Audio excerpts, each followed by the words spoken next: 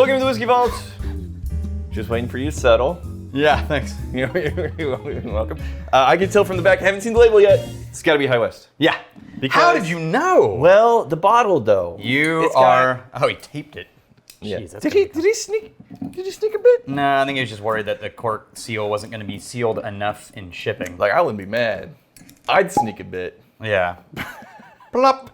Okay. All right, this one's cool. You can tell from like the sparkly bits, the little micro bubbles in the glass. That's how Yeah, this is a special whiskey. So we're going to compare it to a typical High West. Okay. To see how it changed. Because this is their High West American Prairie Bourbon. Okay. Right? Yeah. But finished in the Jura Macvin barrels, which is a dessert wine made with Sauvignon Blanc grapes mixed with brandy. I can tell. So brandy barrel finish. Just the way that sentence flowed. Yeah. You were just crushing it on those pronunciations. Oh, nailed it. Every yeah, step just of the way. left and right, just throwing it out like candy at a parade. But then Sauvignon. Sauvignon Blanc. Yeehaw. Anyway, so. It's a hell of a color on this thing already. Right. Usually whenever it's, in the glass and there's not a lot of liquid in there, it becomes very light. That's still holding a lot of that deep, rich, dark color. And then the nose doesn't disappoint either.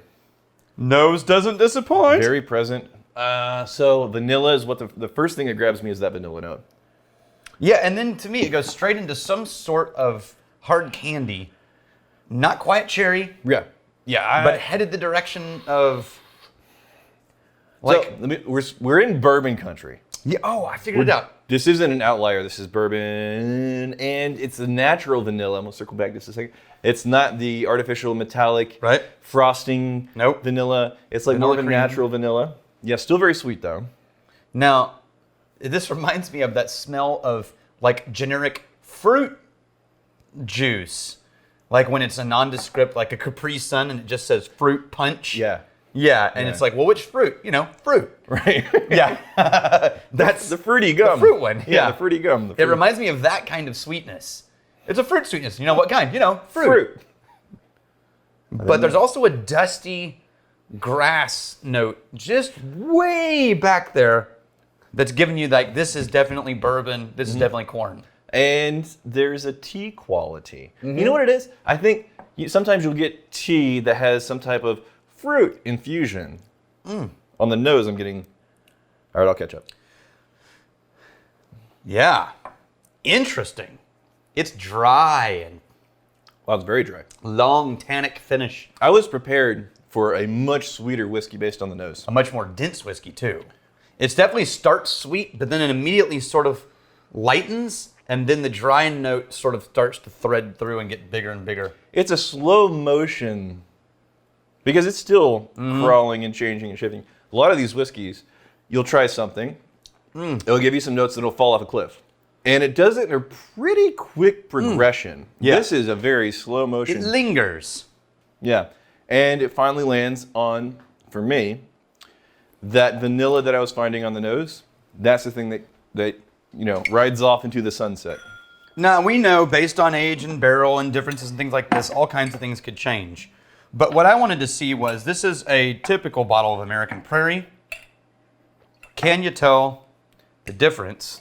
See, you can just in color, that's for sure. The sweetness isn't the first thing that grabs my attention. Wow, the color though. Yeah, you're right. Right? On the first one you poured, the sweetness wasn't the first thing that grabbed my attention. On the palate. Right. Or the nose? Just general. No, on the nose I was finding a lot of sweetness. On Right. the palate, I was like, no, the sweetness isn't what grabbed me. It was, and it wasn't quite, maybe it's the tannins. It wasn't bitter, but there was like this wood character that's not hardcore oaky. But like, yeah, I guess tannin is probably, it's like a tanniny brown sugar if you subtract a lot of the sweetness from that brown sugar. Right. Now this is a barrel select. By the way, this is from Patrick Larkin, Magnificent Bastard. Patrick Larkin, you magnificent bastard.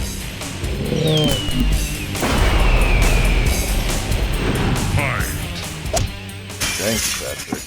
Limited reserve. Now, how does this compare to the one you just pulled out? So this one is the standard High West American Prairie.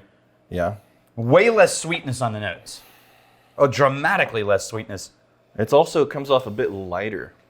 Yeah, and the sweetness is more of a... like the same difference on the nose from the lightness and character of the whiskey. It's about that same difference as you see on the color, the visibility. It switches to honey instead of fruit. The visibility on that. The sweetness. Yeah, I can see that. Oh, it still has that tannin? grassy tannin and that Yep. herbal tea type note. Yeah. But it's not a sweet tea anymore. It's actually just a black tea. Black tea, I think the difference is slightly fruitier on the first one. And then the second one, the herbal quality replaces the fruity quality.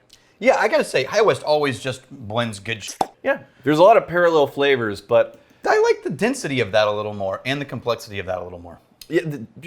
yeah, there's nothing for me to add because that was pretty much exactly what it is.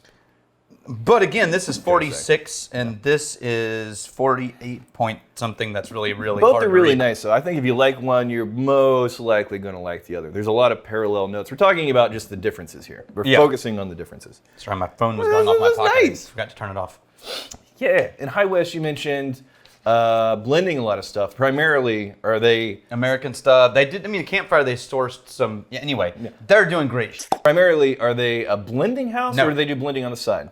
Well, first they did a lot of blending as they were making their own stuff, but their production level is great now. A lot of their own is dominant. So but both. They haven't given up the blending because it's an art form. Yeah. And they do it really well. So it's both. Rob D, when are you MBs going to partner up with Ralphie? Check out his review of Linkwood from March 8th. We love Ralphie. I watched that review. We love Ralphie. Yeah. The trick is getting Ralphie to partner with us, not. No. Yeah. Ralphie is super kind. Yes. But anytime he's overlapped with us in some way and talked about it, you can tell he still doesn't quite. He's not sure about us.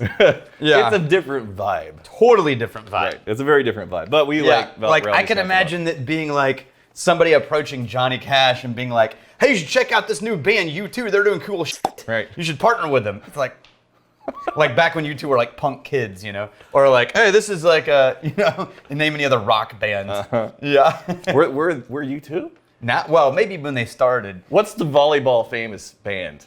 I've got one. Yeah. I've totally got one. Yeah. Remy Zero. Okay. I've got one. No, I've got one. Go ahead. You know how you would know Remy Zero, Yeah. and this will prove my point. Yeah. Did you ever watch Smallville?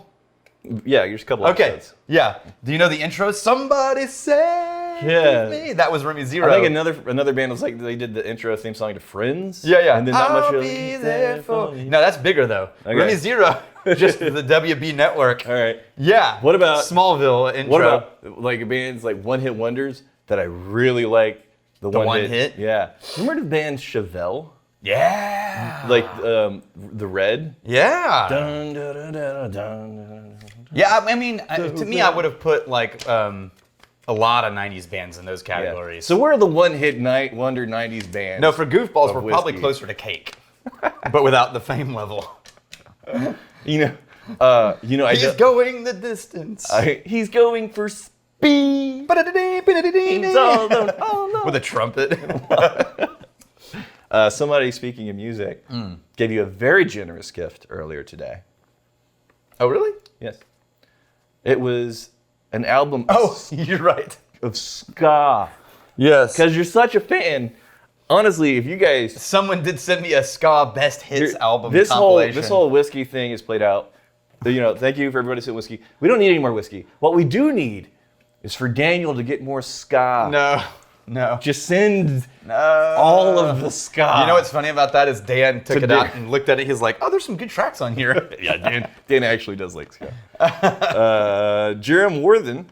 Wow, been a year since I watched the videos. Huh, Rex is still there. Go figure.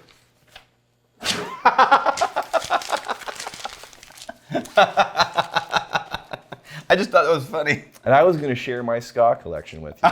It's never gonna happen. It's not going to happen. Yeah, they're making good stuff. You're not going to go exploring off into the wilderness with this bourbon. No. They blended something that has a lot of classical stuff, but it's classic for a reason. Right. Yeah. So, buy now. What? No toast? Just didn't want to be predictable. Rex is still here? Huh. That's Ska 101. You want to make a hit ska song. Yeah, you gotta have a. Well, here's the fight, stealing and drinking. Fight me a fight for a friend. Steal, make you steal your life is hard. If you drink, May you drink drink with with us. us.